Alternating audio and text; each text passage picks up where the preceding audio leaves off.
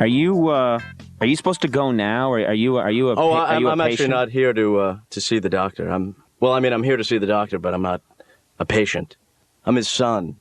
It doesn't really get out who's been here, does it? Is there kind of a buzz about who's been here? Who's been here? Yeah.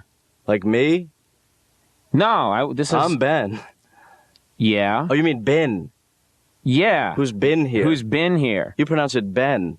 It's Ben. Right. Who's been here? Right. Where are you from? Europe? Do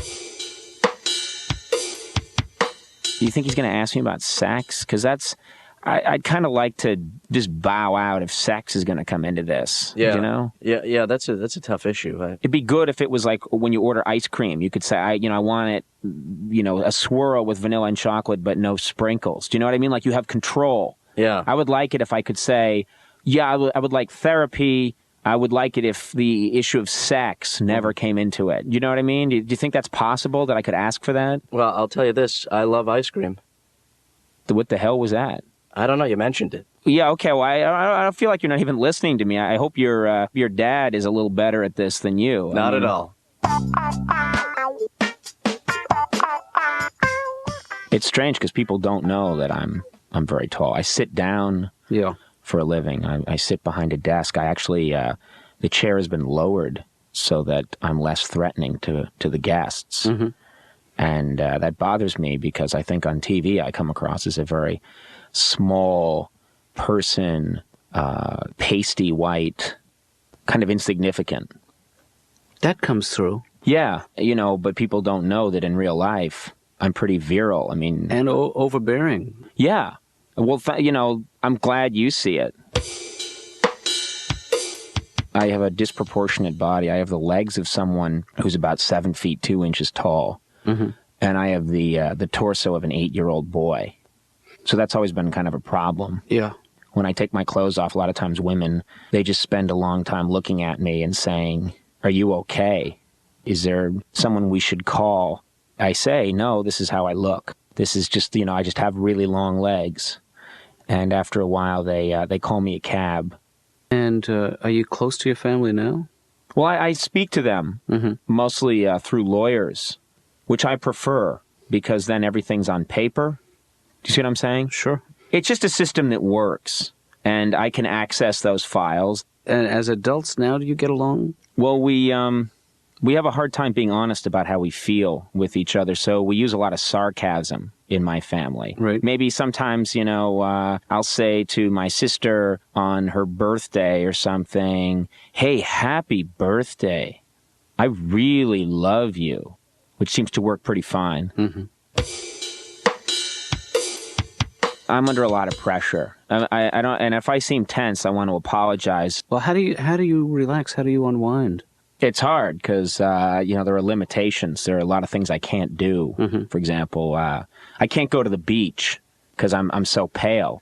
I'm genetically engineered to live in a bog in Northern Ireland. Mm-hmm. So it's just such a big production to go to the beach. I have to wear a shirt and long pants and actually shoes. I have to wear big black shoes when I go in the water. I have to put on a really powerful sunblock. I have to wear this big floppy hat that makes me look like Rose Kennedy. Hey, it worked for her. It's hard, I'm not one of those guys that can just take off my shirt and run down the shore like David Hasselhoff because, I'm very skinny and very white.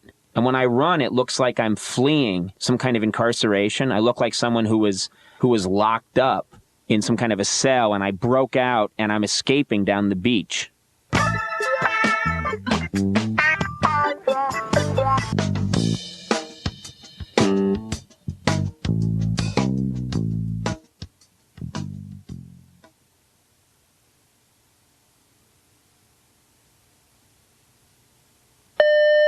Laura, can you tell Conan to come in now?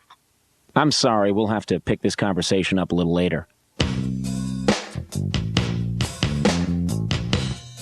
I just feel, I'm not someone who likes to be naked. It's just like, it's the way I grew up. Well, you've inherited your parents' shame, which they inherit from their parents, and which you will hopefully pass on to your children someday. I'd like to leave them something.